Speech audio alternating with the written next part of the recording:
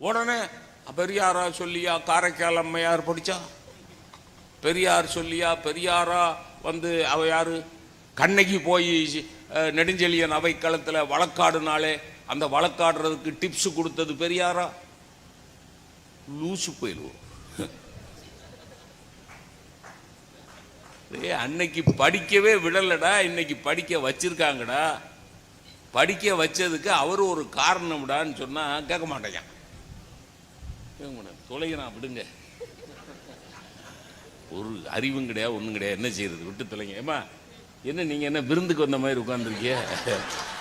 வாங்கப்பா பதில் சொல்லுங்கப்பா. சரி, அந்த காலம் என்னை நன்றாக இறைவன் படைத்தனன், தன்னை நன்றாக தமிழ் செய்யுமாறு உங்கள் அனைவரையும் வணங்குகிறேன். உங்கள் வாழ்த்துக்களை அன்போடு வேண்டுகிறேன். இந்த 4வது பொதுகை புத்தக திருவிழாவை இங்கு சீரோடும் சிறப்போடும் நடத்தி கொண்டிருக்கும் தென்காசி பொதுமக்களுக்கும் மாவட்ட நிர்வாகத்திற்கும் என்னுடைய வணக்கங்கள். பேராசிரியர் ஐயா நடுவர் உள்ளிட்ட அவைக்கும் அறிஞர்களுக்கும் கூட என்னுடைய வணக்கங்கள். அருமையான ஒரு தலைப்பு, மகிழ்ச்சி நிறைந்த வாழ்க்கை அந்த காலத்திலா இந்த காலத்திலா. இந்த தலைப்பை கேட்ட உடனே நமக்கு மனசுக்கு நல்லா தெரியும் அது அந்த காலம் தான். ஆனா இந்த காலம்னு பேசுறதுக்கு 2 பேர் வந்திருக்காங்க. கட்டாந்தரையில் ஒரு துண்டை விரித்தால் தூக்கம் கண்ணை கட்டுமே அது அந்த காலம். மெத்தை விரித்தும் சுத்த பன்னீர் தெளித்தும் கண்ணில் தூக்கம் இல்லையே அது இந்த காலம். தூக்கத்துக்கே நமக்கு வக்கில்லையே, இதுல மகிழ்ச்சி நிறைந்த வாழ்க்கை எதுக்குன்னு கேட்க. என்ன என்ன கலத புழுங்குதுன்னு ஏசியை போட்டா ஏசி வெடிச்சு செத்து போயிடுறாங்க. புழுங்குதுன்னு ஏசியை போட்டாங்க, ஏசி டமால்னு வெடிச்சு அடுத்த நாள் பார்த்தா ஊன்னு சவுண்டு கேட்குது. பக்கத்து வீட்டு அக்கா கேட்குது, என்ன என்ன பக்கத்து வீட்டில் என்ன ஏசி வெடித்து நம்ம ஏசி மரணம். இப்படி ஏசி வெடிச்சு ஏசி வெடிச்சு ஏசி மரணமா? அசிஸ்டன்ட் கமிஷனர் ஏசிக்கு தெரியுமா அசிஸ்டன்ட் கமிஷனர்னு? அது வெடிச்சிருச்சு. அதான் சபாஸ். அக்ஷயா வந்து நான் இன்னைக்கு தான் முதன் முறையா நேரடியா சந்திக்கிறேன். தஞ்சாவூர்ல இருந்து வந்திருக்காங்க. எங்க ஊருக்கு உங்களை வரவேற்கிறேன் அக்ஷயா, வணக்கம். சபாஸ். ஆனா நீங்க சொன்ன ஒரு விஷயம், போன் இருக்கிற தைரியத்துல இன்னைக்கு பிள்ளைகளை வெளியில விடுறாங்கன்னு சொல்றீங்களா, மாத்திக்கோங்க. போன் இருக்கிற பயத்துல பிள்ளைகளை இன்னைக்கு தனியா விட முடியாத சூழ்நிலையில பெற்றோர்கள் இருந்து கொண்டு இருக்கிறாரு. இன்னைக்கு சமூக வலைதளம் அப்படிங்கிறது ஒரு பெருவழி. இந்த பெருவழியில பெண்கள் எல்லாம் முன்னேறி வராங்கல்ல, இது அந்த காலத்துல இல்லையே அப்படின்னு நீங்க சொன்னீங்க. நான் ஒரே ஒரு கேள்வி கேட்க, இதை நான் நிறைய நேரம் மனசுக்குள்ள உட்கார்ந்து தனியா இருக்கையிலலாம் சிந்திச்சு பார்த்துருக்கேன். சமூக வலைதளங்கள்ல சமையல் பண்ற, கோலம் போடுற, வீட்டு வேலை எப்படி செய்யணும்னு சொல்ற, துணிகளை மடிக்கிற பெண்கள் தான் அதிகமாக இருக்கிறார்கள். அரசியல் பேசுற, புத்தகங்களை பேசுற, கவிதைகளை ஸ்லாகிக்கிற, ஆன்மீகம் பேசுற பெண்கள் எத்தனை பேர் இருக்காங்க சொல்லுங்க? ரொம்ப சொற்பங்க. நீதான் சொல்லணும், உன் தலையெழுத்து கிடையாது. இன்னும் சிக்கல்ல தான் இருக்கோங்கிற தெளிவே இல்லாத காலத்துல இருக்கோம். இந்த கால பிள்ளைகள் இப்படித்தான் இருக்காங்கிறதுக்கு இது ஒரு அடையாளம். அப்புறம் சொன்னாங்க மருத்துவம் பெருகுனதுனால நம்ம எல்லாம் மகிழ்ச்சியா இருக்கும். ஐயா, முன்னெல்லாம் காய்ச்சல் வந்துச்சுன்னு வச்சுக்கோங்களேன், எங்க அம்மா என்ன செய்யும் தெரியுமா, தரதரன்னு இழுத்து தெரு முனையில இருக்கிற முப்படாதி அம்மா கோயிலுக்கு கூட்டு போகும். முப்படாதி அம்மா கோயில்ல ஒரு பூசாரி இருப்பார், கையில வேப்பலை வச்சிருப்பாரு, தலையில சப்பு சப்பு சப்புன்னு 4 தடவை அடிச்சு திருநீர் போடுவாரு. காய்ச்சல் போயிரும், எங்க போகுதுன்னே தெரியாது, போயிரும். சளி கட்டி இருக்குன்னு வச்சுக்கோங்க, இந்த சூடனை போக்கட்டி கொடுக்கறதுன்னு ஒண்ணு செய்வாங்க, எங்க ஆட்சி செய்யும். அந்த சூடனை போக்கட்டி கொடுத்த உடனே கட கட கடன்னு வாந்தி எடுப்போம், சளி எல்லாம் சரியா போயிரும், பள்ளிக்கூடங்களையும் போயிரும். ஆனா இன்னைக்கு ஆஸ்பத்திரியில போய் ஒரு 520 ரூபா பில்லு எழுதுனாதான் சளி சரியா போகுது. எவ்வளவு ரூபா? 520 ரூபாங்க. எதுக்கு? சளிக்கா? சளி, அதுக்கு பில்லு, மாத்திரை மருந்து. அது அந்த பிள்ளைக்கு கொடுக்கும்னா நம்ம படுத்த பாடு இருக்கு பாருங்க, அது அதுக்கு மேல. இவ்வளவு பிரச்சனைகளையும் வச்சுக்கிட்டு எங்க இருந்து உங்களுக்கு அந்த மகிழ்ச்சி எங்க இருந்து வருதுன்னு எனக்கு தெரியலைங்க. எங்க வீட்டு பக்கத்துல ஒரு சண்டை நடந்ததுங்கய்யா, சரியா உள்ள சண்டை, ஏதோடு சண்டை. என்ன சண்டை அப்படின்னா, சாம்பார்ல உப்பு கூடி இருக்கு. என்ன உப்பு கூடி இருக்கே அப்படின்னு சொல்லி கேட்டிருக்காரு. அதுல ஆரம்பிச்ச சண்டை பெருசாயிருச்சு. நம்ம தான் இப்ப நிறைய பேசுறோம்ல, சண்டை பெருசாயிருச்சு. எங்க வீட்டு பக்கத்து வீட்டு தாத்தா அங்க உட்காந்து கெக்கன்னு சிரிச்சுட்டு இருக்காரு. சரியா உள்ள சிரிப்பு. எனக்கு கோவம், மனிதாபிமானி. ஆமா, சேனம். தாத்தா போய் விளக்கு தீத்து விடு, ஒரு பெரிய ஆளா நல்ல ஆளா போய் விளக்கு தீத்து விடு. இல்ல செவனே நேரே இங்க உட்காந்து எதுக்கு இப்படி சிரிச்சுக்கிட்டு இருக்கேன்னா, சிரிக்கதான் ஒட்டவே மாட்டேக்காரு. சிரிச்சுக்கிட்டே சொல்லுதாரு, நானும் உங்க ஆசையும் இப்படித்தான் சண்டை ஓட்டோன்னு சிரிக்காரு. சரி, சண்டை ஓட்டதுக்கு இப்படி பல்ல கட்டிட்டு சிரிச்சுக்கிட்டு இருப்பாங்களான்னு அந்த சண்டைய கேட்டனா, இது மாதிரி சண்டை தான் என் மண்டைய அப்படின்னு சொல்லிட்டு சிரிக்கிறாரு. மண்டைய எனக்கு பதறுது, என் மண்டைய அப்படின்னு சொல்லிட்டு கக்கன்னு சிரிக்கிறாரு. என்ன சொல்லுன்னா, மண்டைய உடைச்சுட்டா அப்படிங்காரு. உடைச்சுட்டான்னு சொல்லிட்டு சிரிக்கிறாரு. உள்ள இருந்து எங்க ஆச்சி வந்து மண்டையில அடிச்ச அடியில கலங்கிட்டு அதனால சிரிக்காரு. மண்டைய உடைச்சுட்டா அப்படின்னு சொல்லிட்டு சிரிக்கிறாரு. உள்ள இருந்து வந்த ஆச்சி கம்முனு கிடையும். சின்ன பிள்ளைகிட்ட என்னத்த பேசிக்கிறதுக்கு என்ன வெக்கப்பட்டுக்கிட்டே போதுங்க.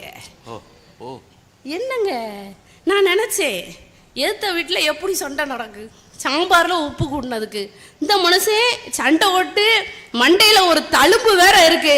இவர் சிரிச்சுக்கிட்டு இருக்காரு. பாட்டி வந்து பேசாம இரும்னு வெக்கப்பட்டுட்டு போகுது. இந்த அந்யோன்யம் எவ்வளவு சண்டை இருந்தாலும் அதற்கு மேல் உள்ள அன்பு இப்ப இருக்காங்க. அதுதான் மகிழ்ச்சி. நீங்க முன்ன ரேடியோ பெட்டி இருக்கும், வீட்டுல ஃபேன் இருக்கும், இதெல்லாம் ரிப்பேர் ஆயிருச்சுன்னு வச்சுக்கோங்களேன், சரியா ஓடலன்னு வச்சுக்கோங்களேன், வீட்டுல அப்பா அதை சரி பண்ணுவார். இல்ல இல்ல இந்த மேல விட்டு மாமாவை கூட்டுவா, சரி பண்ணிடுவார். மேல விட்டு மாமா வருவார், என்ன பிரச்சனை, இந்த டிவி ஓட மாட்டேங்குதா, அலையா தெரியுது என்னன்னு பாரு அப்படின்னா அவங்க பாத்துருவாங்க. ஆனா இன்னைக்கு டிவி ஓடலைன்னா என்ன செய்தாங்க, மாத்திருந்தாங்க. அதே மாதிரிதான் உறவுகளையும், எந்த உறவாவது சரியில்லை அப்படின்னா என்ன, நீ எதுக்கு இப்படி கோச்சுக்கிட்டு நிக்க, நீ தானே தாய் மாமே, உனக்கு இல்லாத உரிமையா, நீலாம் சபையில வந்து நிக்கணும் அப்படின்னு உடைசலை சரி செய்த காலம் அந்த காலம். இன்று உடைசலை மேலும் உடைக்கின்ற காலம் இந்த காலம். அந்த காலத்துல இருந்ததுதான் மகிழ்ச்சி. அப்புறம் சொன்னாங்க, இப்ப பெண்கள்லாம் தைரியமா போறாங்க. காரணம் என்ன அப்படின்னா, இந்த ஜிபிஎஸ் சிஸ்டம்லாம் இருக்கு, போலீஸ் ட்ராக் பண்றாங்க, ஃபோன் பண்ணிடலாம், நம்ம யாருக்குனாலும் பாதுகாப்பா போய் வரலாம், இந்த மாதிரி சொல்றாங்க.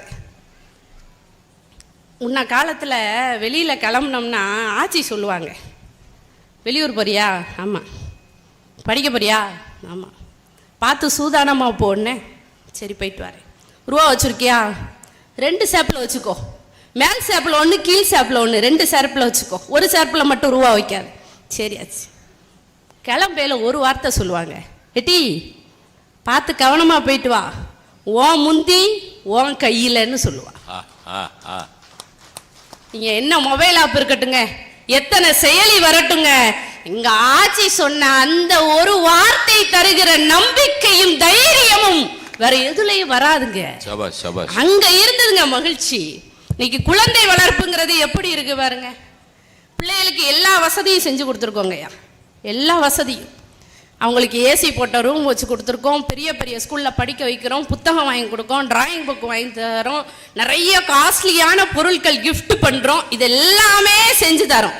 ஆனால் இங்கே இருக்கிற இந்த பொதிகை புத்தக திருவிழாவில் ஒரு செய்தியாக நான் ஒன்று சொல்லணும் அப்படின்னா, உங்கள் குழந்தைகளுக்கு ஏதாவது அரிதான விலை உயர்ந்த ஒன்றை கொடுக்க வேண்டும் என்று நீங்கள் நினைத்தால் நீங்கள் கொடுக்க வேண்டியது உங்களுடைய நேரத்தை. ஐயா எங்க அணி தலைவர் சொன்னாங்க, சொல்லுங்க குழந்தைங்க, ஒரு ஊர்ல ஒரு பாட்டி சொல்லுவாங்க, உங்கள் குழந்தைகள் சொல்வதற்கு நீங்கள் சொல்லுங்கள், உங்கள் குழந்தைகள் சொல்வதை இந்த உலகம் சொல்லும் சொல்லுவாங்க. நீங்க அவங்களுக்கு கொட்டுங்க. 25 வருஷத்துக்கு முன்னாடி பிறந்துட்டோங்கிறதுக்காக அட்வைஸ் பண்ணிக்கிட்டே இருக்கணுங்கிற அவசியம் கிடையாது. சொல்லுங்க. அந்த காலத்துல பாட்டி கதை சொல்லாங்கிறத தாண்டி நம்ம சொல்லுதத பாட்டி கேட்டாங்க. தத்தக்க புத்தக்கன்னு சொன்னாலும் காது கொடுத்து கேட்க காதுகள் இருந்தது. இன்று காதுகளுக்காக அலைகின்ற குழந்தைகள் இருக்கிறாங்கிறது வருத்தமான விஷயங்க. ஒரே ஒரு சின்ன கதை மட்டும் சொல்லி நிறைவு செய்றேன். சசிதாஸ் தேஷ்பாண்டே ராபின் அப்படின்னு ஒரு ஆங்கிலத்துல ஒரு கதை எழுதியிருக்காங்க. ஒரு அம்மா, ஒரு அப்பா, ஒரு பொண்ணு. பொண்ணை பொறுத்த வரைக்கும் அம்மா வேலைக்காரி, அப்பா அறிவாளி. அந்த பொண்ணுக்கு ஸ்கூல்ல ஒரு ஹோம்வொர்க் கொடுத்துருக்காங்க. என்ன அப்படின்னா, ஒரு பறவையை பத்தி எழுதிட்டு வரணும். அப்ப யாருமே எழுதாத ஒரு பறவையை பத்தி எழுதிட்டு வரணும்னு அவங்க அப்பாவுக்காக காத்திருக்காங்க. அவங்க அப்பா வேலையில இருந்து திரும்ப நேரம் ஆகுது. அப்ப அவங்க அம்மா சொல்றாங்க, நான் சின்ன வயசுல எங்க பாட்டி கூட கோவிலுக்கு போவேன், அங்க மயில் இருக்கும், அதை பத்தி சொல்றேன், நான் தமிழ்ல சொல்றேன், நீ ஆங்கிலத்துல எழுதி கொண்டுறாங்க. ஏமா பிசாம இருமா, உனக்கு ஒண்ணும் தெரியாது, கம்முன்னு இரு. எப்பயும் சொல்ற அதே வார்த்தைகளை அந்த பெண் பிரயோகிக்கிறா. மறுபடி முயற்சி பண்ணி பாக்குறாங்க, முடியல. அந்த 12 மணிக்கு அப்பா வந்தாரு. அப்பா வந்த உடனே கேட்டு எழுதி ராபின் அப்படிங்கிற ஒரு அரிதான பறவையை பத்தி கட்டுரை எழுதியாச்சு. அந்த பொண்ணு தூங்க போயிட்டான், தனியான அறையில தூங்க போயிட்டான். நான் சொல்ற கதை வெளிநாட்டுல நடந்த கதை. தூங்க போனதுக்கு அப்புறம் அந்த பெண்ணோட முனகல் சத்தம் கேக்குது, சத்தம் கேக்குது. அவன் நம்மகிட்ட பேச மாட்டாளே, நம்மள அவளுக்கு பிடிக்காதே, போக வேணாம். அம்மா யோசிச்சுட்டு அப்பாவை எழுப்ப பாக்குறாங்க. அப்பா ஹெட்போன் மாட்டிட்டு அந்த பக்கம் திரும்பி படுத்திருக்காரு. இவரை எழுப்புறதுக்கு நம்ம அந்த பிள்ளைகிட்டே போய் பேசிடலாம்னு சொல்லிட்டு அந்த அம்மா அந்த அறைக்குள்ள போறாங்க. அந்த பெண் தன்னோட முட்டை கட்டி தலைய அந்த முட்டுக்குள்ள புதைச்சு உட்கார்ந்து அழுகிறாள். ஏத்தே என் பிள்ளை அழுவுதே, எதுக்கு அழுவுதோ அப்படின்னு சொல்லிட்டு அந்த அம்மா பதறி போய் சரிபாக்கையில தான் தெரியுது அந்த பெண் வயதிற்கு வந்து விட்டாள், பெரிய மனுஷி ஆகிட்டான்னு தெரியுது. நம்ம என்ன செய்யறாங்க, அந்த பொண்ணை பொத்துனாப்புல கூட்டிட்டு போய் வெதுன்னு தண்ணி வச்சு குளிக்க வச்சு ஒரு சூடான மிதமான சூட்டுல உள்ள ஒரு டம்ளர் பாலை கொடுத்து குடிக்க வைக்கிறாங்க. குடிச்சு முடிச்ச உடனே அந்த அம்மா அங்க உட்கார்ந்துருக்காங்க. அந்த பாலை குடித்து முடித்த உடனே அந்த பெண் தன்னுடைய தாயின் மடியில் சாய்கிறார். சொல்ல வேண்டிய விவரம்லாம் சொல்றாங்க. சொன்னதுக்கு அப்புறம் தன்னோட மடியில தன் குழந்தை படுத்திருக்காங்கிறது பெரிய மகிழ்ச்சியா இருக்கு அந்த அம்மாக்கு. படுத்து கொண்டு அந்த குழந்தை கேட்டாள், அம்மா சின்ன வயசுல பாட்டி கூட போய் மயில் பார்த்தேன்னு சொன்னியே, அந்த மயிலை பத்தி எனக்கு சொல்லே என்று கேட்டாள். இப்படி அந்த கதை முடிகிறது. நீங்க இந்த காலத்துல எத்தனை வசதிகள் வரலாம், இன்டர்நெட் வரலாம், சமூக வலைதளங்கள் வரலாம், அரிதான பறவைகளை பற்றி நீங்கள் தெரிந்து கொள்ளலாம், அரிதான விஷயங்களை தேடி தேடி தெரிந்து கொள்ளலாம். ஆனால் ஒரு இடத்தில் தேங்கி நிற்கும் போது அடுத்து என்ன செய்வது என்று அறியாமல் நிற்கும் போது உங்களுக்கு கை கொடுப்பது அந்த மயில்தான், அந்த காலம்தான், அந்த காலத்தில் தான் மகிழ்ச்சி என்று கூறி நல்ல வாய்ப்புக்கு நன்றி கூறி விடைபெறுகிறேன். நன்றி, வணக்கம். ஏ அப்பா, சங்கரங்கோயில இருந்து ஒரு கண்ணகி வந்த மாதிரி என்ன குரல். இந்த பாரதியார் சொன்ன மாதிரி வெடிப்புற பேசு. நம்ம அந்த காலத்துல எல்லாம் பொம்பளை பிள்ளைங்க போ முடியும், சங்கரேஸ்வரி வீட்டுக்காரர் போன்னு சொல்லிட முடியும்.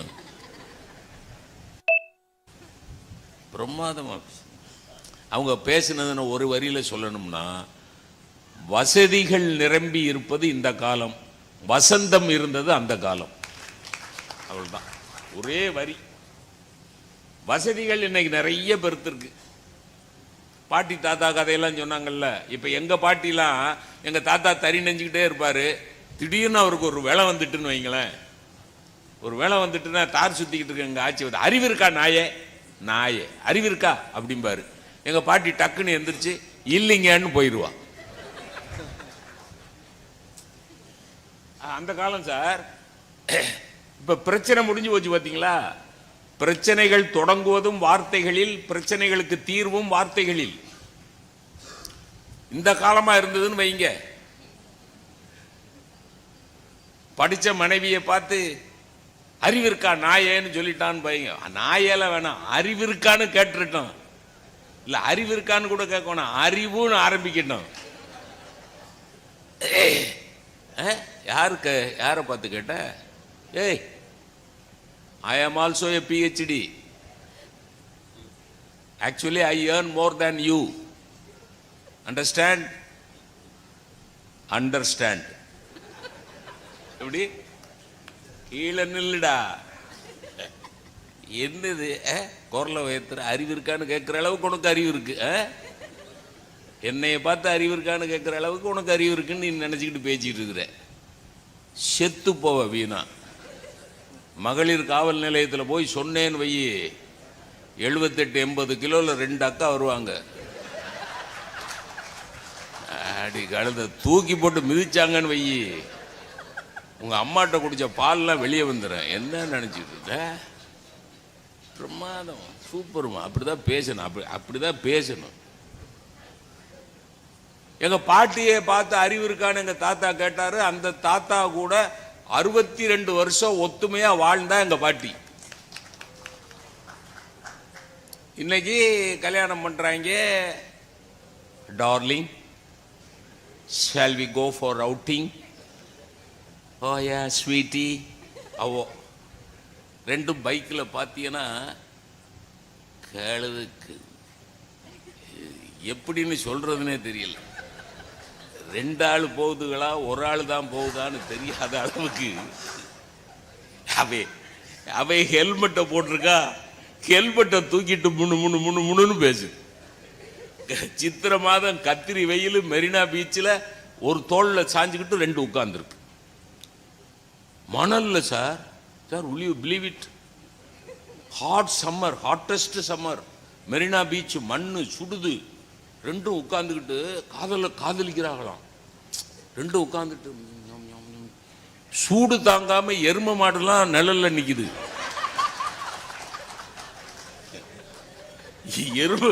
எரும மாடுலாம் நிழல்ல நிக்குது. இது ரெண்டு காதலிக்குதான். அப்படி காதலிச்சாங்களா, கல்யாணம் பண்ணாங்களா, பர்த்டே கிஃப்ட். ராத்திரி 12 மணிக்கு அந்த புள்ள தூங்கிட்டு இருக்க புள்ளைய, ஹலோ டார்லிங் டார்லிங் அப்படின்னு ஹாப்பி பர்த்டே. நாசமா போ, தூக்கத்தை கெடுத்துட்டேடா. Happy birthday, happy wedding anniversary, cake cutting, every birthday புது ட்ரெஸ்ஸு. கரெக்டா கல்யாணம் ஆகி 2வது வருஷத்துல டைவோர்ஸ். இல்லைன்னு சொல்லிடுவேனி, வா இல்லைன்னு மட்டும் சொல்லி பாரு. இளவரசன், பேருக்கேத்த வயசுக்கேத்த பேரு இளவரசன். இந்த காலம் கல்லில் வடித்த சிலையை விட என்னை கருவில் வடித்த தாயே சிறந்தவள் என்று கூறி அவையில் வீற்றிருக்கக்கூடிய பெருந்தகையாளர்கள் உள்ளிட்ட நடுவர் உள்ளிட்ட பெருந்தகையாளர்களை வணங்கி என் தலைப்பிற்குள் நுழைகின்றேன். தலைப்பில்லாமல் பேசக்கூடாது, அதுபோல குறிக்கோள் இல்லாமல் வாழவே கூடாது. அவ்வாறு வாழ்ந்தவர்கள் தானும் வாழ்ந்தார்கள், பிறரையும் வாழ வைத்தார்கள். அப்படியாக எனக்கு கொடுக்கப்பட்டதோர் அருமையான தலைப்பு, மகிழ்ச்சி நிறைந்த வாழ்க்கை அந்த காலமா இந்த காலமா. நடுவர்களே உங்க பேசுனாங்க, அந்த காலம் அந்த காலம் அந்த காலம்னு பேசிக்கிட்டே இருந்தாங்க. அதுல ஐயா ஒன்று சொன்னாங்க, திருமணம் என்பது அது ஒரு நிச்சயிக்கப்பட்ட அப்படின்னு சொல்லிட்டு அப்படியே அடுக்கிக்கிட்டே இருந்தாங்க. ஆனா இந்த காலத்துல எப்படி தெரியுமா நடுவர்களே, திருமணம் என்பது யார்கிட்டையும் நாங்கள் சொல்ல மாட்டோம்.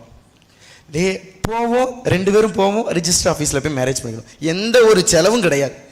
அந்த வெத்தலை இருக்குது தெரியுமா, வெத்தலை, அந்த வெத்தலையும் பாக்கு இருக்குது தெரியுமா. வெத்தலைங்கிறது ஒரு ஆண் வச்சுக்கோங்க, பாக்குங்கிறது ஒரு பெண்ணுன்னு வச்சுக்கோங்க. இந்த திருமணம்ங்கிறது என்ன தெரியுமா, அந்த சுண்ணாம்பு மாதிரி அப்படி சேர்த்து போட்டாதான் அந்த நாக்கு செவக்கும். இல்லை சுண்ணாம்பு யாரு? திருமணம். வெத்தலை கணவன், பாக்கு மனைவி, சுண்ணாம்பு யாரு? இணைக்கக்கூடிய மனம், அதான் திருமணம். சுண்ணாம்பு தான் செவக்க வைக்குது. இப்படி இருக்குது இந்த காலத்துல. திருமணம்ல யாரையும் கூப்பிடணும் அவசியம் இல்லை. அந்த ஐயா சொன்னாங்க, சாப்பிட வராங்க, தட்டில் போடுறாங்க, சாப்பிட்றாங்க, என்னமோ செய்யறாங்கன்னு சொல்லி சொன்னாங்க. அப்படி இல்லைங்க. முன்னாடிலாம் நீங்க என்ன செய்வீங்க, விருந்தினர்களை அழைச்சி கூப்பிட்டு விருந்தெல்லாம் வைப்பீங்க. விருந்து வச்சு முடிச்சு ஒரு ஆள் சாப்பிட்டுட்டு எந்திரிச்சிருப்பாரு, என்ன சாம்பார் உப்பு இல்லை, வத்த குழம்புல எண்ணெயா இருக்கு, குறைகள் சொல்லுவதாக இருப்பது அந்த காலம். எங்களுக்கு அந்த குறைகளே தேவையில்லை. 2 பேரும் போனோமா, ஒரு ரிஜிஸ்டர் ஆஃபீஸில் போனோமா, ஒரு கல்யாணத்தை பண்ணோமா, முடிச்சோமா இருக்கிறது இந்த காலம். ரொம்ப சிம்பிள். செலவுகளை குறைக்கக்கூடியது இந்த காலம் நடுவர்களே. அதே மாதிரி அம்மா சொன்னாங்க, சமூக ஊடகங்கள் எவ்வளவு சீர்கிட்டு இருக்கிறது தெரியுமா, சமூக ஊடகங்கள் எதற்கு பயன்படும் தெரியுமா, ஒன்றத்திற்கும் ஆகாதுன்னு 2 நிமிஷம் சமூக ஊடகத்தை மட்டுமே பேசிட்டு போயிருக்காங்க. நடுவர் அவர்களே, நீங்க பேசும்போது அறிமுகப்படுத்தும் போது கூட சொன்னீங்க, அம்மா யூடியூப் சேனல் வச்சிருக்காங்க, யூடியூப் சேனல்ல ஆன்மீகம் சார்ந்த கருத்துக்களை போட்டிருக்காங்க, அதுல அம்மாவை பார்த்து தெரிஞ்சுக்கோங்கன்னு நடுவர் அவர்களே நீங்க தான் சொன்னீங்க. இந்த காலம் என்பது சமூக ஊடகங்களின் மூலமாக வாய்ப்புகளை பயன்படுத்தி ஒவ்வொருவரும் மேலே வரக்கூடிய காலமாக இருப்பது இந்த காலம். நடுவர்களே, அந்த காலத்துல பெண்கள்லாம் எப்படி இருக்கணும்னு ஐயா சொன்னார். பெண்கள்லாம் அப்படி குனிஞ்ச தலை நிமிராம இருப்பாங்களாம். கல்யாணம் எப்படி பண்ணுவாங்க தெரியுமா நடுவர்களே, பிள்ளைக்கு 18 வயசா இருக்கும், 18 வயசு 16 வயசா இருக்கும். மாப்பிள்ளைய பார்த்தீங்கன்னு வச்சுக்கோங்களேன், அவர் சித்தப்பா வயசு இருக்கும். சித்தப்பா வயசுல இருக்கக்கூடிய பையனை கூப்பிட்டு வச்சு கல்யாணம் பண்ணி வச்சிருவாங்க. அந்த பொண்ணை பார்க்க சொல்லுவாங்க, ஏம்மா மாப்பிள்ளைய பாருமா அப்படின்னு சொல்லி சொன்னோன்னு வச்சுக்கோங்களேன், இப்படி எட்டி பார்க்கும். எட்டி பார்த்து பதட்டத்தில் கீழே கீழே குனிஞ்சோடனே அவங்க என்ன நினைப்பாங்க, வெக்கப்பட்டுருச்சு போல பிள்ளை, சம்மதிச்சிருச்சு, கல்யாணத்தை பண்ணி வச்சிரும் கழுதைய அப்படின்னு சொல்லிட்டு அந்த பிள்ளை பதட்டத்தில் கீழே குனிஞ்சிருக்கும். இந்த மாதிரி விருப்பமே இல்லாம செய்யப்பட்டது தான் அந்த காலங்கள். ஆனால் இரு மனங்கள் இணைந்து செய்வது தான் இந்த காலத்துல திருமணங்களாக இருக்கு நடுவர் அவர்களே. சரி, அதை விடுங்க. இந்த காலம் எல்லாம் வேஸ்ட், இந்த காலம் எல்லாம் வேஸ்ட்னு பேசிட்டு போனாங்க தெரியுமா? வர்ற வழியில சங்கரங்கோயில இருந்து வந்திருக்காங்க. சங்கரங்கோயில்ல பஸ் வரலையாம். எதுல வந்தாங்கன்னு கேளுங்க, மகிழுந்துல வந்திருக்காங்க. ஏசி போட்டு கார்ல ஜம்முன்னு வந்திருக்காங்க. ஏன் மாட்டு வண்டியில வர வேண்டியதானே? அந்த காலம்னு பேசுனீங்கல்ல, மாட்டு வண்டி அமர்த்தி 6 மணிக்கு சங்கரங்கோயில கிளம்புனீங்கன்னா இங்க வர்றதுக்கு எத்தனை மணி ஆகும்? மறுநாள் காலையில வருவீங்க. அப்படியே மாட்டு வண்டியில வர வேண்டியதானே? அந்த காலம்னு பேசலாம். ஒரு சிலாகிப்பு தான், எல்லாமே ஒரு சிலாகிப்பு தானே தவிர நடைமுறைக்கு எது ஒத்து வரும்னு ஒண்ணு இருக்குல்ல நடுவர் அவர்களே.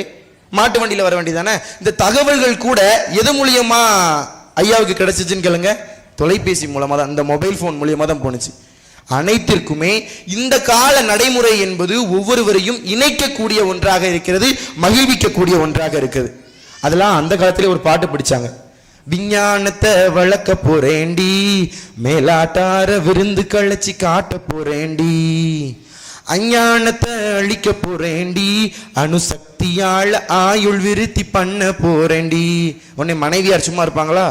வீட்டுக்கு என்ன செய்ய போறீங்க, அதையும் கொஞ்சம் விவரமாக விளக்கி போடுங்க.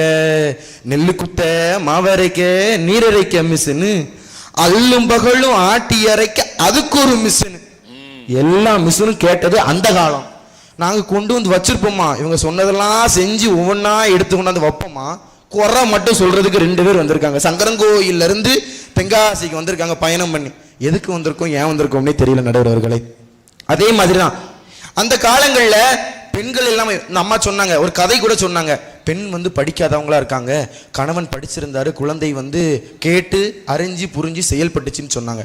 ஆனா இந்த காலத்துல பெண்கள் கல்வி என்கின்ற ஒன்றை அனைவரும் கற்றிருக்கிறார்கள். பாலின சமத்துவத்தின் அடிப்படையில் நீ என்ன ஆண், நீ என்ன பெண், பாலினம்னா இது தேவையே இல்லை. கல்வி என்பது அடிப்படை உரிமை, அனைவரும் கற்றுவிட வேண்டும் என்பதற்காக இந்த காலத்துல சரிநிகர் சமமா உட்கார்ந்துருக்காங்களே, இதுவல்லவா இந்த காலம். ஆனா அந்த காலத்துல இப்படி உட்கார முடியுமா நடுவர் அவர்களே? இப்படி உட்கார முடியுமா? நிக்கவே முடியாது. அப்புறம் எப்படி உட்கார்றது? அப்படி கேளுங்க. அந்த மாதிரியான சூழல்கள்லாம் இருந்தது அந்த காலம். ஆனா கல்வி என்கின்ற ஒன்றை வைத்துக்கொண்டு வேற்றுமை தெரிந்த மேல்பாலுள்ளும் கீழ்பால் ஒருவன் கற்பின் அவன் கண் படுமே என்கின்ற வார்த்தைக்கு இணங்க கல்வி ஒருவரை உயர்த்தும் நடுவர் அவர்களே. அதனைத்தான் இந்த காலம் செய்து கொண்டிருக்கிறது. பேசா பொருளை பேச நான் துணிந்தேன் என்ற வாக்குக்கு இணங்க பெண்கள் எல்லாம் பேசிக்கொண்டுதான் இருக்கிறார்கள். உள்ளே ஒரு புத்தகம் இருக்கிறது, கழிவறை இருக்கை என்கின்ற ஒரு புத்தகம், லதா அவர்கள் எழுதியது. ஒரு ஆணும் பெண்ணுக்குமான உறவு எவ்வாறு இருக்க வேண்டும் என்பதனை பல்வேறு கட்டுரைகளாக வடிவமைத்து தந்திருக்கிறார்கள். இந்த புத்தகங்கள் எல்லாம் வெளிப்படுத்துகிறது அல்லவா பெண்ணுக்கும் ஆணுக்குமான உறவு எவ்வாறு இருக்க வேண்டும் என்று. இதுவல்லவா சுதந்திரம், இதுவல்லவா சமத்துவம். இதைத்தான் தருகிறது இந்த காலம். அதுலயும் சரி, ஏதோ ஒரு ஊர்ல ஏதோ ஒரு பெண் எழுதின புத்தகத்தை சொல்லிட்டேன்னு சொல்லலாம். இது பொதுகி புத்தக திருவிழா 4வது திருவிழா. இந்த ஊர் பகுதியை சார்ந்த ஒரு பெண் எழுதியிருக்காங்க நடுவர் அவர்களே. இந்த இருக்கு ஐயாபுரம், எட்டி விழுந்தா போயிடலாம். அந்த ஐயாபுரத்துல இருந்து இந்துமதின்னு ஒருத்தவங்க ஒரு அருமையான கவிதை எழுதியிருக்கிறாங்க. புத்தகத்தின் பெயர் உக்கிர கவிச்சி. கருப்பி நிட்டு, எப்படி கருப்பி நிட்டு 10 சவரம் கூட கேட்டீங்க எங்க அம்மைக்கு, கருப்பி நிட்டு 10 சவரன் கூட கேட்டீங்க எங்க அம்மைக்கு, பரிசு வாங்கின போட்டாவல கூட நிக்க விடல எங்க அக்காவை, பரிசு வாங்கின போட்டாவல கூட நிக்க விடல எங்க அக்காவை. அட ஒரு கருப்பு சட்டை போட விட்டீங்களா என்ன? என்னைக்கும் எங்களை விடாத கருப்பை யாருக்காக நாங்க விடணும்? எப்படி என்னைக்குமே எங்களை விடாத கருப்பை நாங்க யாருக்காக விடணும்? அந்த சொல் இருக்கல நடுவர் அவர்களே, அந்த சொல்லை பேசுவதற்கான ஒரு களத்தை வழங்கியது அல்லவா இந்த காலம். அம்மா சொன்னாங்க, பெண்கள் எல்லாம் சமைக்கிறார்கள், அதுக்கடுத்து துணியை மடிக்கிற வீடியோ, இது மட்டும்தான் சமூக ஊடகங்கள்ல வந்து கொண்டே இருக்கு. யாராவது பேசுறாங்களா எழுதுறாங்களான்னு கேட்டாங்க. கல் உடைப்பவரின் மகன் இன்று கலெக்டர் ஆகிறார், மணல் அள்ளுபவரின் மகன் இன்று மருத்துவர் ஆகிறார்.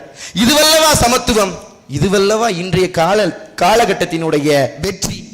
நடுவர் அவர்களே, சாதிகளால் சகதிமேடாய் கிடந்த இந்த சமுதாயத்தை மாற்றி ஒவ்வொரு நிகழ்வுகளாக தொடர்ந்து வெற்றி பயணத்தை கொண்டு செல்கிறது அல்லவா இந்த காலம்.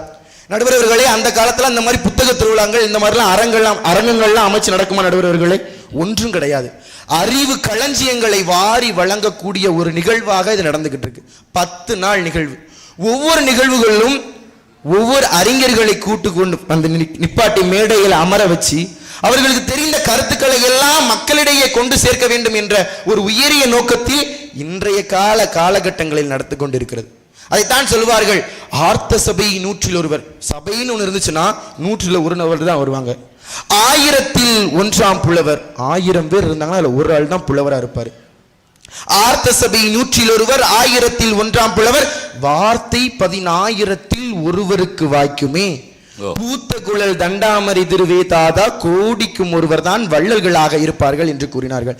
இதுவெல்லாம் ஒரு முக்கியமான களங்கள். வள்ளல் என்பது பொருளை கொடுப்பது மட்டுமல்ல, வள்ளலின் தன்மை. இது போன்ற அறிவு சார்ந்த களஞ்சியங்களை எடுத்து மக்களிடையே கொண்டு சேர்ப்பதும் ஒரு உன்னதமான வள்ளல் தன்மை தான். ஆகவே நடுவர் அவர்களே, இதுவல்லவா வள்ளல் தன்மை. சரி நடுவர் அவர்களே, அந்த காலத்தை குறிப்பிட்டே பேசிக்கிட்டே இருந்தாங்க. இந்த காலத்துல எத்தனை உதவிகள் செய்யறாங்க. திருமணம் பேசிக்கிட்டே இருந்தாங்க. திருமணம்லாம் 2 மனங்கள் சேர்ந்து ரிஜிஸ்டர் ஆபீஸ்ல போய் பண்றாங்கன்னு கூட சொல்லிட்டேன். பண்ணி முடிச்சுட்டு ஏதாவது ஒரு ஆசிரமத்துக்கு போறாங்க. ஆசிரமத்துக்கு போயிட்டு அங்க இருக்கக்கூடிய குழந்தைகளாக இருக்கட்டும், முதியவர்களுக்காக இருக்கட்டும், போய் உணவிட்டு அந்த மகிழ்ச்சியை உணரக்கூடிய காலமாக இருப்பது இந்த காலமாக இருக்குது நடுவர் அவர்களே. அதோடு மட்டும் நின்று விடவில்லை. நம்ம அடுப்பு ஊதுகின்ற பெண்களுக்கெல்லாம் படிப்பதற்கு கேட்டுக்கொண்டிருந்த காலத்தை விட்டு கரண்டி எல்லாம் புடிங்கிட்டு, இந்தாங்கம்மா புத்தகத்தை படிங்க, ஆணாக இருக்கட்டும் பெண்ணாக இருக்கட்டும், நீங்க படிச்சு மேல வாங்க. சிகரம் என்பது அடுத்தவர்களுடைய உயரத்தை தொடுவதல்ல. எப்படி? சிகரம் என்பது அடுத்தவர்கள் யாரோ ஒரு ஆள் தொட்டுட்டு போயிட்டார் அந்த வசரத்தை, அதை போய் தொடுறதல்ல சிகரம் தொடுவது. உன்னினுடைய, அதாவது ஒவ்வொரு தனிநபருடைய உயரத்தை தொடுவதுதான் சிகரம் தொடுவது என்று விளக்கிக் கொள்ளுகின்ற அளவிற்கு செயல்படுவதுதான் இந்த காலகட்டத்தில் இருக்கிறது. மாணவர்களிடையே தொடர்ந்து தமிழ் சார்ந்த, இலக்கியம் சார்ந்த துறைகளில் அரசும் அரசு சார்ந்த அலுவலர்களும் தொடர்ந்து பணியாற்றி கொண்டே இருக்கிறார்கள். மாணவர்களிடையே இவங்க சொன்னாங்க, இப்பமெல்லாம் திருக்குறள் தெரியலையா, கம்பராமாயணம் தெரியலையா, சிலப்பதிகாரம் தெரியலையா, இலக்கியங்களே மாணவர்களுக்கு தெரியலங்கிற ஒரு பொய்யான குற்றச்சாட்டை வச்சிருக்காங்க.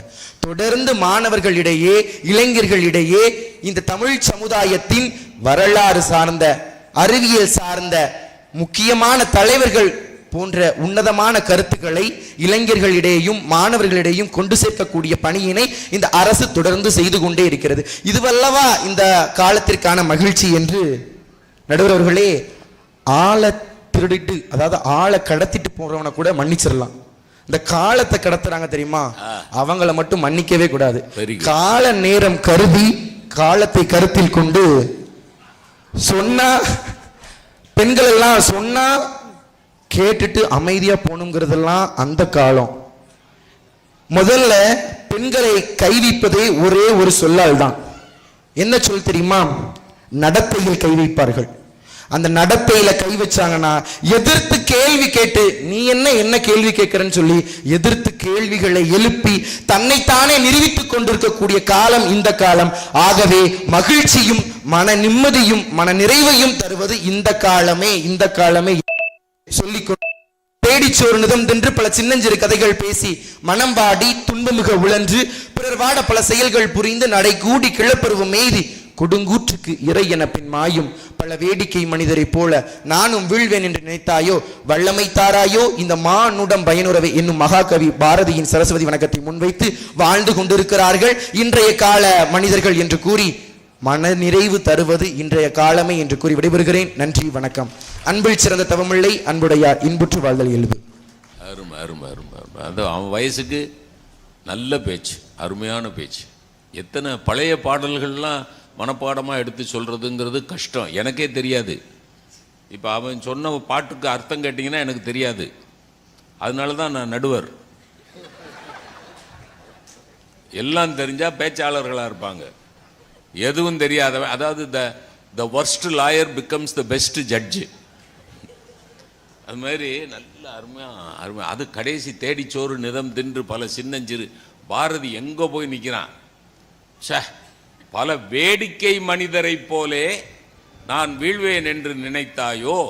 வேடிக்கை மனிதர்கள்னா அர்த்தம் என்ன தெரியுமா? வேடிக்கை பார்க்கிற மனிதர்கள், மனிதர்களே வேடிக்கை காட்டுகிற மனிதர்கள்.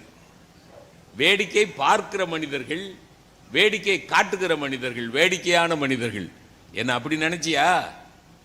என்ன பாரதி கலெக்டர் ஐயா, பாரதியை பற்றி ஒன்று பேசணும், நிறைய பேசணும். ஆனால் தம்பி இளவரசன் பேசுகிற போது சுற்றி சுற்றி கல்யாணம் கல்யாணம் கல்யாணம் கல்யாணம், அதெல்லாம் பந்தல்லாம் போட வேணாம், ஜமையெல்லாம் வேண்டாம், ஏதோ அவங்க அம்மா அப்பாவுக்கு ஏதோ சொல்கிறான், ஏதோ சூசகமாக ஒரு செய்தி சொல்கிறான். எல்லாம் செலவுலாம் வேண்டாம், நேராக ரெஜிஸ்டர் ஆஃபீஸ் போயிட வேண்டியதுதான், நீங்கள் வந்தால் வாங்க, வராட்டி போங்க, your presence is not needed, நான் பார்த்துக்கிறேன் அவளை. அதான் திரும்ப திரும்ப சுற்றி சுற்றி சுற்றி சுற்றி கல்யாணம் கல்யாணம். அது ரைட், அவன் வயசுக்கு ஓகே. அவன் சொல்ல சொல்ல சொல்ல சொல்ல எனக்கு வேக்காலம் ஆகிக்கிட்டே இருக்கு. கல்யாணம் கல்யாணம் கல்யாணம். புத்தக திருவிழா அது நல்ல, அது கேள்வி அருமையான. அந்த காலத்தில் புத்தக திருவிழான்னு ஒரு கான்செப்ட் இருந்ததாயா? இருந்ததா? அந்த காலத்தில் ஏடுகளை பூரா கரையான அறிக்கை விட்டீர்கள், ஏடுகளை பூரா வெள்ளம் கொண்டு செல்ல விட்டீர்கள், தீயில் விட்டீர்கள். ஓவே சாமிநாதர் மாதிரி ஒரு தமிழ் தாத்தா இருக்க போய் ஏதோ ஒரு இலக்கியம் நமக்கு கிடைச்சிருக்குது. இன்னைக்கு புத்தகங்களை பாதுகாத்து அந்த புத்தகங்களை காட்சியாக்கி வாங்க வச்சு வாசிக்க வைக்கக்கூடிய ஒரு வளமான பண்பாட்டு செழுமை இன்னைக்கு வளர்ந்துருக்கிறது. அப்படின்னு சொன்னா அது இந்த காலத்தில் தானே பாசிபிள். யோசிச்சு பாருங்க. வைரமுத்து வரி நான் ஒரு குறிப்பு எடுத்துட்டு வந்தேன். வைரமுத்து எழுதியிருக்கிறார், மணல் கருகும் பாலையில் என்னை விடுங்கள். அது நல்ல வரி. மணல் கருகும் பாலையில் என்னை விடுங்கள், நான் இருப்பேன். ஜீவராசி இல்லாத தீவில் என்னை விடுங்கள், நான் இருப்பேன். காற்றே தொடாத கிரகத்தில் என்னை விடுங்கள், நான் இருப்பேன். புத்தகம் இல்லாத அறையில் என்னை பூட்டுங்கள், 2 மணியில் இறப்பேன். எப்படி? தீவுல விடு, கிரகத்தில் விடு, நான் இருப்பேன். ஆனா புத்தகம் இல்லாத அறையில் அடைத்து விட்டால் 2 மணி நேரத்தில் நான் இறப்பேன். ஆக இன்னைக்கு தலைப்பு மகிழ்ச்சின்னு போட்டீங்களே, ஆகச்சிறந்த மகிழ்ச்சி புத்தக வாசிப்பு தான். ஆகச்சிறந்த மகிழ்ச்சி. நீங்க இ ரீடிங் கொசு ரீடிங்லாம் சொல்றீங்கல்ல, இ ரீடிங் கொசு ரீடிங் பாச்சா ரீடிங் எல்லாம் சொல்றீங்கல்ல, அந்த இ ரீடிங் வந்து கண்ணு கெட்டு போகும், மூளை சூடாகி போகும்.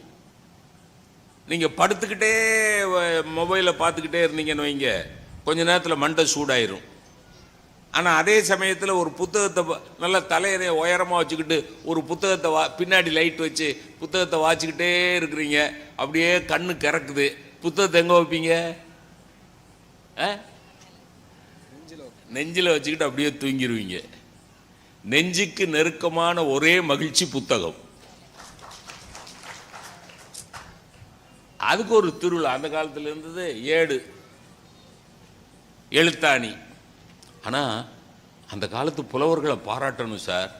நம்ம இப்போ அப்படி அப்படி அப்படி எழுதுகிறோமே இங்க் பேனா வச்சு, இது ரீஃபில் பேனா வச்சு. அந்த காலத்தில் அவன் ஏட்டில் எழுதுறதுக்கு எவ்வளோ கஷ்டப்பட்டுருப்பான் சார். கிடுகிடுன்னு எழுதியிருக்க முடியுமா? ஒன்று ஒன்றா எழுதிருக்கணும், ஒவ்வொரு எழுத்தாக எழுதியிருக்கணும். அந்த ஏடையெல்லாம் பறி கொடுத்தது அந்த காலம். ஆனால் இன்னைக்கு புத்தகமாக்கி வாழ வைக்கிறது. நீங்கள் லைப்ரரி போங்க, அண்ணா நூலகம் போங்க, மதுரையில் கலைஞர் நூலகம் போங்க, எல்லாம் பாதுகாத்து வச்சிருக்கான். அந்த அளவுக்கு சயின்டிஃபிக் இம்ப்ரூவ்மெண்ட். இன்னைக்கு புத்தகங்களுக்கு அழிவில்லை, அதை நிரூபிக்கிறது இந்த காலம். அதை தம்பி அருமையாக பேசிக்க இளவரசன், சூப்பர். இப்போ சுருக்கமாக தீர்த்து சொல்லுவேன். ஏற்கனவே நான் சொன்ன டைம் 9:30, அது கிராஸ் ஆயிடுச்சு. வேறு வழி இல்லை. இன்னும் ஒரு 5 நிமிஷம் கொடுங்க, நான் முடிச்சு. ஆனால் எனக்கு இருக்கிறீங்க பார்த்தீங்களா, அது எனக்கு ரொம்ப ரொம்ப சந்தோஷம். தீர்ப்பை கேட்டுட்டு போகணும். ஏன்னா இன்றைய நீதிமன்றங்கள் விசித்திரமான பல வழக்குகளை சந்திக்கின்றன. நாய்க்கு சோறு வைக்கலாமா வைக்கக்கூடாதா, மலையில் தீபம் ஏற்றலாமா ஏற்றக்கூடாதா, இந்த ஒரு வழக்கு தான் வரல. வக்கீல் கல்யாணம் பண்ணிக்கலாமா கூடாதா, அது அதுக்கு ஒரு நீதிபதி தீர்ப்பு சொல்லுவார். நானே கல்யாணம் பண்ணிக்கிடாத போது வக்கீல் என்ன கல்யாணம் பண்ணுறது? அதை தீர்ப்பை கேட்கணும்னு உட்கார்ந்துருக்கீங்க பாருங்க. அதுக்காக ரொம்ப ரொம்ப சுருக்கமாக சொல்லிடுறேன். வேகமாக அந்த காலத்தில் கூட்டு குடும்ப அமைப்பு இருந்தது. இன்னைக்கு அது நியூக்ளியர் ஃபேமிலி ஆயிடுச்சு. அப்படி கம்பேர் பண்ணிகிட்டே போவோம். ஒரு 5 நிமிஷத்தில் முடிச்சிடலாம். கூட்டு குடும்ப வாழ்க்கையில் இருந்த மகிழ்ச்சி நியூக்ளியர் ஃபேமிலியில் 2 பேரும் வேலைக்கு போகிற வீட்டில் இருக்கா? கேள்வி 1. 2 பேரும் போத் எம்ப்ளாய்டு. அம்மாவும் அப்பாவும் வர்ற வரைக்கும் பிள்ளைங்க ஸ்கூல்லேருந்து திருநெல்வேலியில் உட்காந்துருக்கு. சில வீடுகளில் ஆயா தான் ஃபுல் இன்சார்ஜ். ஆயா ஷெரிலாக்கு பாலில் போட்டு ஆயா குடிச்சிக்கிட்டு இருக்கா. இது குழந்தைக்கு வாங்கி பசிக்கையில் குடுன்னு கொடுத்துட்டு இவ 2 பேரும் வேலைக்கு போயிட்டாவளா. இவன் ஷெரிலாக்க ஆயா கலக்கி அவ குடிச்சு புஷ்டியா இருக்கா ஆயா. கூட்டு குடும்ப வாழ்க்கையில் ஒருத்தர் கேலி பண்ணிக்கிட்டு மதினி சொன்னீல சொன்னார, மதினி அண்ணி. மதினிங்கிற வார்த்தைக்கு அர்த்தம் என்ன தெரியுமா? என் தாயார் காலமாயிட்டானா எனக்கு அடுத்த மாதா நீங்கிறது தான் மதினி. அதான் அர்த்தம். எனக்கு நீ தான் அம்மா, என் அண்ணன் பஞ்சாதி தான் எனக்கு அம்மா, மாதா நீங்கிறது தான் மதினி. ஒருத்தருக்கு ஒருத்தர் கேலி பண்ணிட்டு எங்கள் மைனிலாம் என்ன எப்படி கேலி பண்ணிடுவா? எங்கள் அம்மாட்ட கேட்பா, எங்கள் அத்தை குழந்தை பள்ளிக்கூடத்துக்கு போயில கருப்பு சாந்து போட்டு வைப்பீங்கல்ல, எப்படி? நாங்கள் பள்ளிக்கூடத்துக்கு போயில என் மேலே திருஷ்டி பட்டுறப்படாதான், அதுக்காக சிரட்டையில் கருப்பு சாந்த கரைச்சி இங்கே. எங்கள் ஐயா என்ன சொல்லியிருப்பாரு? மொத்தத்துக்கே அவன் போனாலே போதுமே, திருஷ்டி படாதே, அப்புறம் என்ன கருப்பு சாந்து? ஒரு பொங்கல் அன்னைக்கு, ஒரு தீபாவளி அன்னைக்கு எல்லாருமா சேர்ந்து உட்கார்ந்து சாப்பிட்டு அவனுக்கு கொஞ்சம் அதோ அவன் பரமசிவத்துக்கு அவியல் பிடிக்கும்ல, கூட கொஞ்சம் வைய, கூட கொஞ்சம் வை, என்ன இமிக்கி வைக்க, நல்லா வை, பார்த்து சாப்பிடுங்க கொழுந்தனாரே, விக்கிக்கிட போகுது. 5 நாள் பட்டினியாக கிடந்த மாதிரி சாப்பிட்றீங்க, மெதுவாக சாப்பிடுங்க, நிதானமாக சாப்பிடுங்க, ஒரு பேச்சும் கிடையாது. இப்போ அது 7:30 மணிக்கு செத்த சவமாக வருது. எது? பொஞ்சாதி. 8:15 மணிக்கு இவன் சாக போகிற சவமாக வாரான். இதில் 2 பேரும் என்னத்தை பேச, என்னத்தை கலந்து உரையாட, என்னத்தை கலக்க, புரியுதா? இது குடும்பம். 2 கட்சிக்காரங்களும் பெண் விடுதலையை பற்றி பேசினாங்க. அப்படி தானே பேசணும். 2 கட்சிக்காரங்களும், இந்த அம்மாவும் பேசினாங்க, நம்ம தம்பி இளவரசனும் பேசினான். பெண் விடுதலை அன்னைக்கு எப்படி இருந்தது, இன்னைக்கு எப்படி இருக்குது? இன்னைக்கு உடன்கட்டை ஏற முடியுமா? இன்னைக்கும் சிலவே சொல்லிக்கிட்டாலே தான். உடன்கட்டை ஏறுவது என்பது தான் நம்முடைய தர்ம சாஸ்திரம். உன் முண்டாட்டிகிட்ட சொல்லு. என்ன சார், செருப்பால் அடிப்பா. நீ பத்திரிகைக்கு பேட்டி கொடுக்குறீல, உடன்கட்டை ஏறுவது தான் தர்ம சாஸ்திரம், அந்த சாஸ்திரத்தை கடைப்பிடிக்க வேண்டும்னு பேசுகிறீல, உன் பஞ்சாதிட்ட சொல்லு. நான் செத்துட்டேன்னா அவன் பஞ்சாயத்து சொல்ல, என்னால் தான் ஜாவ போகிறார். உடன்கட்ட கிட்டன உடனே நீ கட்ட, எப்படி உடல் கட்ட, அப்படி இப்படி ஏதாவது பேசல, உடனே நீ கட்ட. பாலிய விவாகம் முடியும், நீங்க அரெஸ்ட் பண்ணி உள்ள வச்சிருவான். கணவனை இழந்த பொண்ணு மறுமணம் பண்ணிக்கலாமா கூடாதா? அன்னைக்கு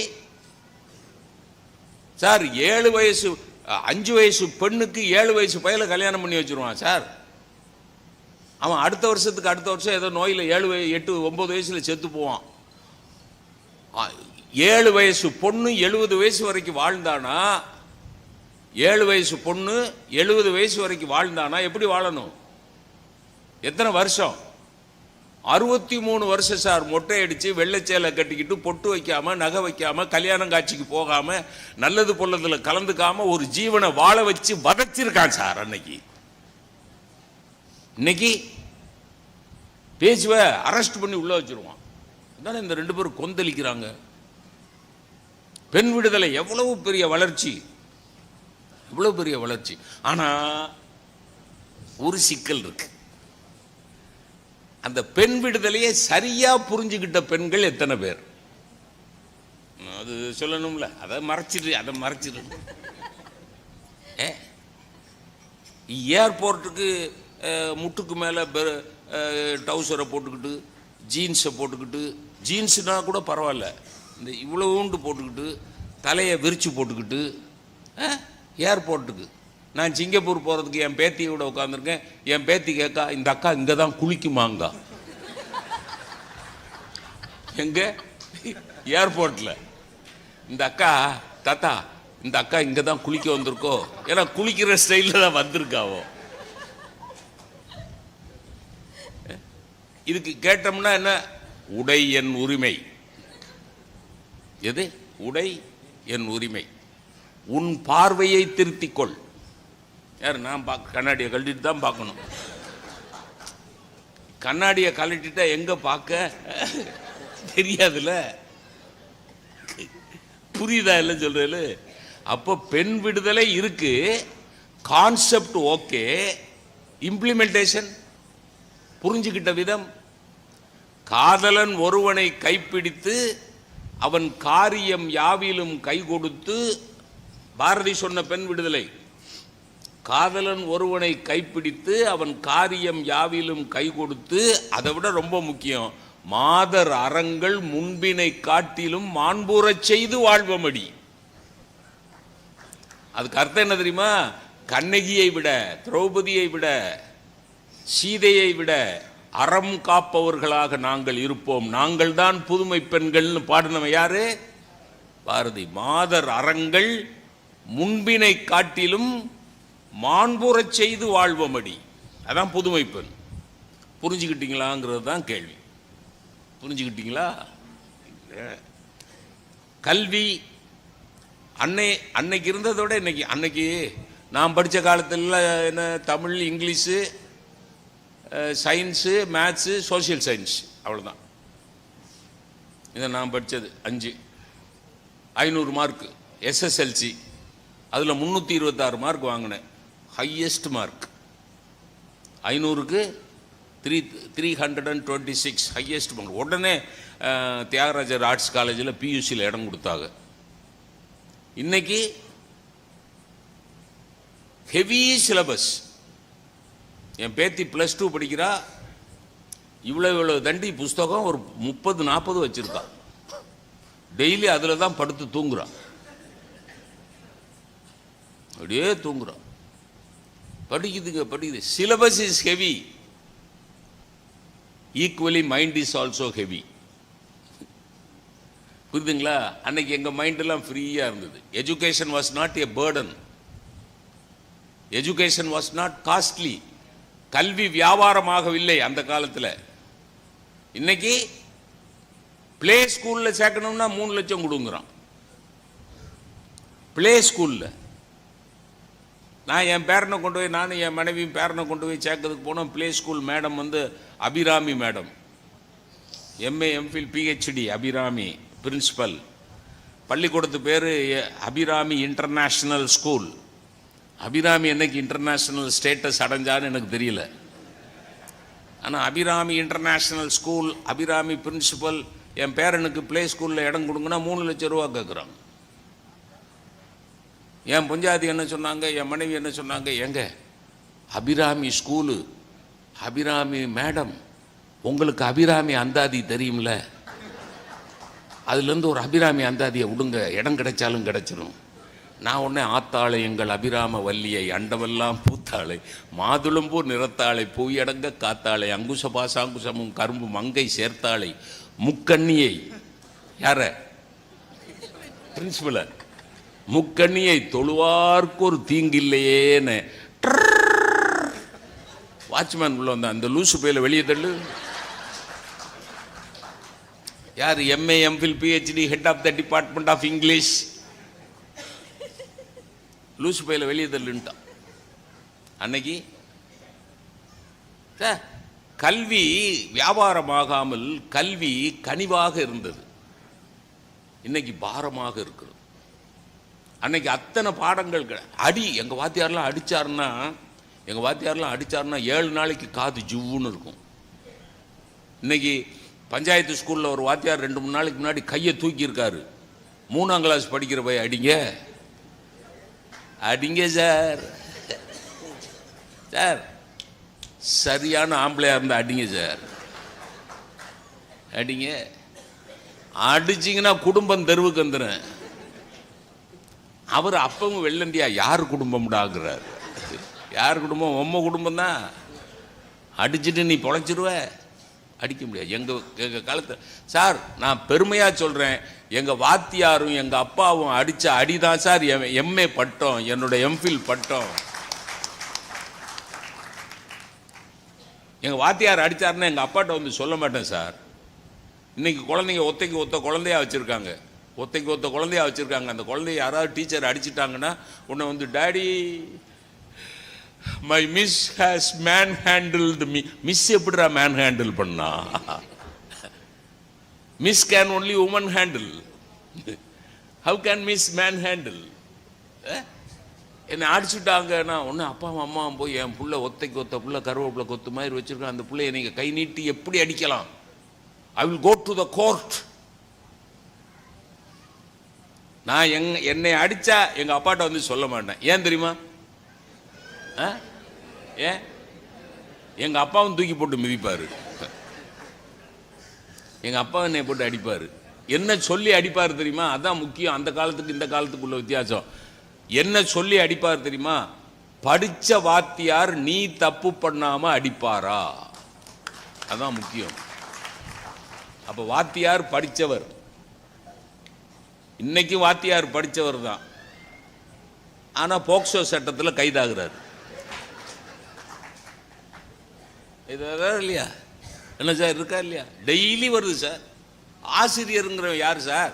குற்றத்தை நீக்குகிறவன் தான் ஆசிரியன். ஆசிரியன் குரு அப்படின்னா இருளை போக்குகிறவன்.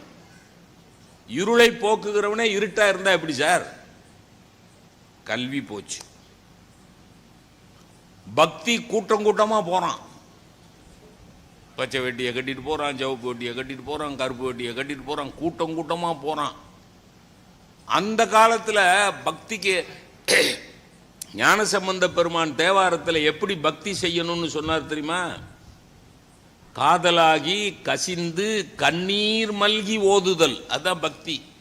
கரன்னு கண்ணீர் வரணும், மனம் கசியணும், அதான் பக்தி. இன்னைக்கு நம்ம தென்காசி கோயிலை சுற்றி ஐயப்பமாரு சாவம் ஏய் சாவம் ஏய், அவரு ஐயப்பனை யோசிக்கிறாரு, யாரு என்னடா ரவுடியை கூப்பிடுற மாதிரி கூப்பிடுறாங்க சார். சாமியே அப்படின்னா என் உடம்பு அப்படியே புல்லரிக்கணும் சார், அதான் சார் பக்தி. அதான் பக்தி. இன்னைக்கு சாமியே சாமியோ. அந்த காலத்தில் குறவும் குறத்தி தான் அப்படி கூப்பிடுவாங்க. அது சொன்னா சண்டைக்கு வந்துடுவான், சாதியை சொல்லிட்டான்னு. அது சொல்றது அப்படிதான் சொல்லுவோம். பக்தி. சமையல் பூரா கேட்ஜெட்ஸ். விறகடுப்பில் சமைச்ச சமையல், மண்பானையில் சமைச்ச சமையலில் உள்ள ருசி குக்கரில் வரமாட்டேங்குது. அந்த ஃப்ரிட்ஜுன்னு ஒன்று கண்டுபிடிச்சான் பாருங்க, அந்த பையில நடு ரோட்டில் வச்சு அடிக்கணும். 7 நாளைக்கா ஒரே குழம்பு. கணவன் கேட்குறான், இன்னைக்கு என்ன குழம்பு? குழம்பு என்ன குழம்புன்னு கேட்டா, குழம்பு 7 நாளைக்கு முன்னாடி வச்சது, இது என்னன்னு கண்டுபிடி. அவன் எல்லாம் சயின்டிஸ்டா, இது எல்லாம் குழம்புன்னு கண்டுபிடில. அன்னைக்கு பாட்டி ரசம் வச்சானா சார், 15 பேருக்கு சமைப்பா சார். கையில் இப்படி உப்பு அள்ளி அப்படி போட கரெக்டாக இருக்கும் சார் உப்பு. எங்கள் ஆச்சி 15 பேருக்கு சமைப்பா கூட்டு குடும்பத்தில். சும்மா அப்படி குத்து மதிப்பாக அப்படி எடுத்து பாப்பா, இத்தனை பேருக்கு இவ்வளவு ரசம், இதுக்கு இவ்வளவு உப்பு. இன்னைக்கு அது என்ன ஃபோனு, இந்த செல்ஃபோன் வச்சுக்கிட்டு சமைத்து பார். அது அவன் தெளிவாக தான் சொல்லியிருக்கான். சாப்பிட்றாத, என்ன சமைச்சு பார், சாப்பிட்றாத. அவள் சமைச்சு வச்சிருக்கா, அப்படியே மேலோட்டமாக பார்த்துட்டு உயிர் பயம் இருந்ததுன்னா ஓடி போயிரு, சமைத்து பார்.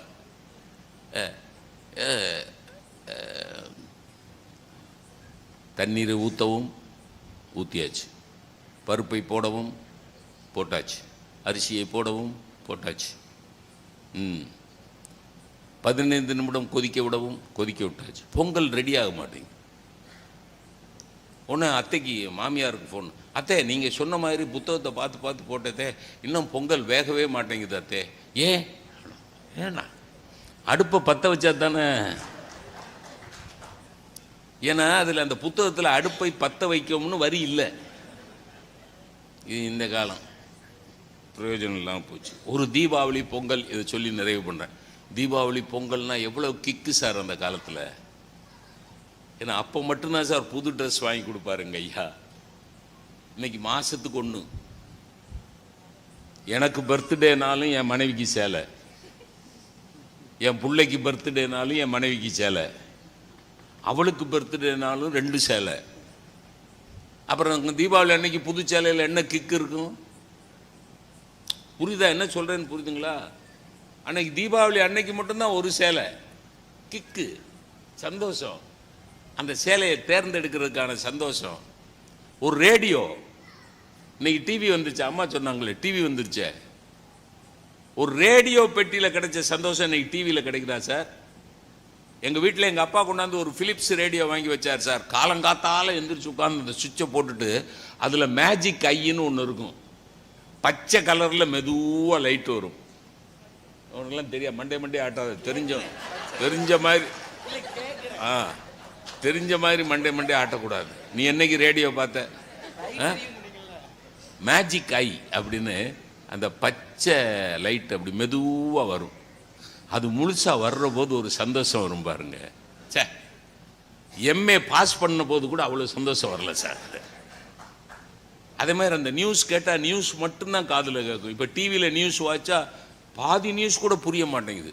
அவள் போட்டிருக்க லோலாக்கு, அவள் போட்டிருக்க மூக்குத்தி, யார் அந்த நியூஸ் வாசிக்கிறவ கட்டியிருக்க சேலை, இதெல்லாம் பெண்கள் சைடு. ஆண்கள் நியூஸ் வாசிக்கிறவளே சூப்பர். அப்புறம் நியூஸுக்கு எங்கே போக? நியூஸ் போன மாதம் வாசித்த அம்மா அளவுக்கு இவ இல்லையே, சரியில்லை, செலெக்ஷன் சரியில்லை. போச்சா? அன்னைக்கு ஒளியும் என்னமோ சாதாரண தினம் சினிமா வந்து இந்த பொண்ணு, நாங்கள் தினம் சினிமா பார்க்குறோம். அன்னைக்கு ஒரு வெள்ளிக்கிழமை ஒளியும் ஒரு ஞாயிற்றுக்கிழமை ஒரு சினிமாவுக்கு தொண்ணாந்துட்டு கிடந்தீங்க. வார்த்தை என்ன? தொண்ணாந்துட்டு கிடந்தீங்க. அதுலேருந்து கிக்கு இன்னைக்கு இருக்காமா? அந்த ஒளியும் வெள்ளிக்கிழமை அன்னைக்கு போய் அதுக்காக ஓடி ஆடுவோம். வெளியில் போயிருந்தா வீட்டுக்கு ஓடி ஆடுவோம் கேட்குறதுக்கு. பினாக்கா கீத் மாலா ரேடியோவில் ஹிந்தி பாட்டு. மொழி புரியாது, ஆனால் இசை புரியும். மொழி புரியாது, இசை புரியும். ரசித்த காலம் அது போச்சு. அப்புறம் செல்ஃபோன் வந்து சார், செல்ஃபோனில் நன்மை இருக்குது சார், எத்தனையோ நன்மை இருக்குது. ஆனால் நன்மையை விட தீமை அதிகமாக இருக்கா இல்லையா? அதான் கேள்வி. நீங்கள் ஒரு ஹாப்பி பொங்கல் அடிச்சிடுறான். பொங்கல் அன்னைக்கு இந்த க்ரீட்டிங் கார்டு தேடி அலைவோம் பாருங்க. பொங்கல் வாழ்த்துக்கு அட்டை தேடி அலைஞ்சு அந்த போஸ்ட்மேன் பொங்கல் அன்னைக்கு எத்தனை அட்டை கொண்டாடுறாருன்னு பார்க்கறதுக்காக காத்து கிடந்த போது கிடைச்ச சந்தோஷம் ஹாப்பி பொங்கல்னு போடுறவா மெசேஜில் கிடைக்க மாட்டேங்குது சார். அதுலேயும் ஹாப்பின்னு HAPPY போட மாட்டேங்கிறாங்க, HBY.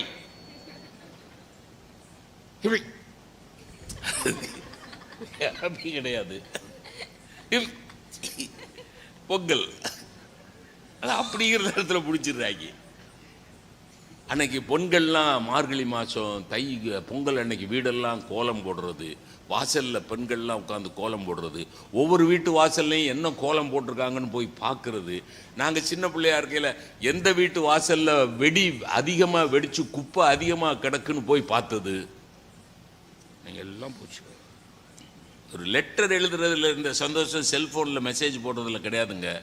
அதுவும் இந்த ரீஃபில் பேனா விட்டுருங்க, இங்கு பேனாவில் லெட்டர் எழுதுவாங்க பாருங்க, அது ஒரு சந்தோஷமான உணர்வு பரிமாற்றம் சார்.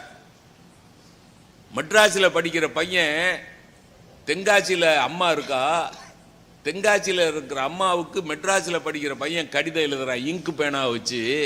அம்மா படிக்கிற போது என் புள்ள அழுதுகிட்டே எழுதியிருக்கான் கடிதம். எப்படி கண்டுபிடிச்சா? எப்படி கண்டுபிடிச்சா? அம்மாவை நினைச்சு அழுதுகிட்டே எழுதியிருக்காயா. அந்த கண்ணீர் பட்டு இங்கு பேனாவுடைய எழுத்து 2 அழிஞ்சிருக்கு. என் பிள்ளை என்னை நினைச்சு அழுதுகிட்டே. ரீஃபில் பேனா இங்கு அழியாது சார், அழியாது. இங்கு அழியாது, அங்க பாசம் அழியாது. இங்க இங்கு அழியாது இந்த காலத்தில், அன்னைக்கு பாசம் அழியாது. இதெல்லாம் சிந்திச்சு நிறைய மருத்துவம் அது இது கழுத எல்லாம் முடிங்க. பேசிகிட்டே இருக்கலாம்.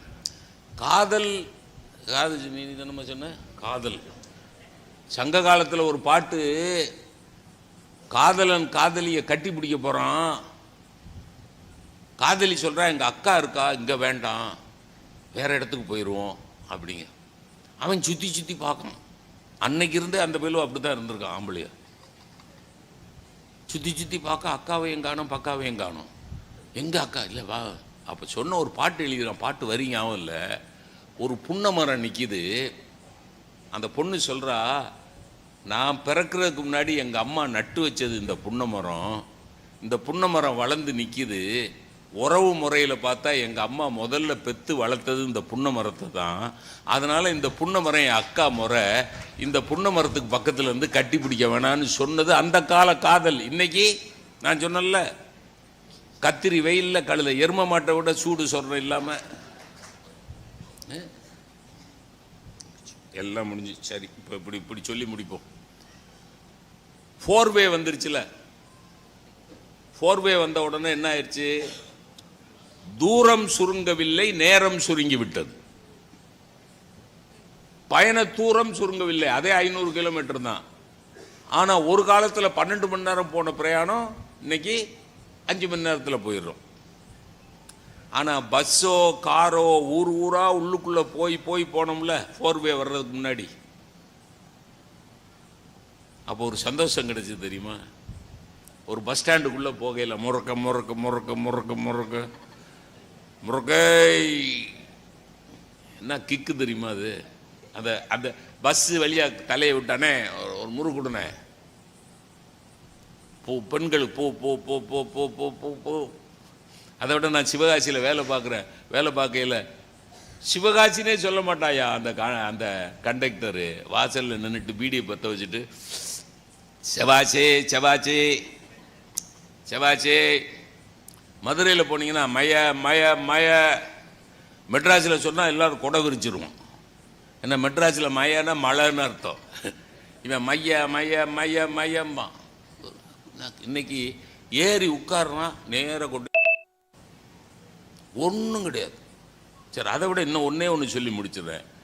இந்த மின்சாரம் இருக்குல்ல, இது பெரிய வசதின்னு நம்ம பேசணும்ல. நாங்கள் சின்ன பிள்ளையா இருக்கையில் தெருவில் 7 மணி 7:30 மணிக்கு விளையாடிக்கிட்டு கிடப்போம். ஒரு 10 பிள்ளைகள், தெரு பிள்ளைகள் பூரா. தெருவில் கரண்ட்டு டகார்னு ஆஃப் ஆகும். கரண்ட்டு கட்டானோன்னா இருட்டாயிரும். ஓன்னு கத்தி விளையாடிக்கிட்டு இருந்த நாங்கள் பாட்டில் அமைதியாக உட்காந்துருப்போம் ஒரு இடத்துல. இருட்டில் விளையாட முடியாதுல்ல. ஒரு 10 நிமிஷம் கழிச்சு கரண்ட் வரும். என்ன செய்வோம்னு நினைக்கிறீங்க?